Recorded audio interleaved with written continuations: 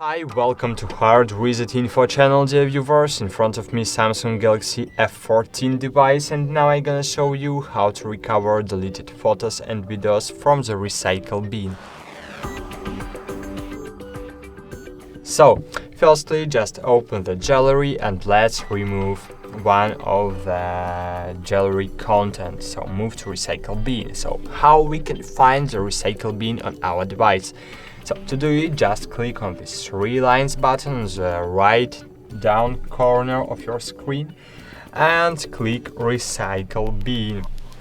Here you will see all your recently removed media, and as you can see here I have the mark that I have 30 days to recover this photo. So after 30 days this photo will be permanently removed from my device.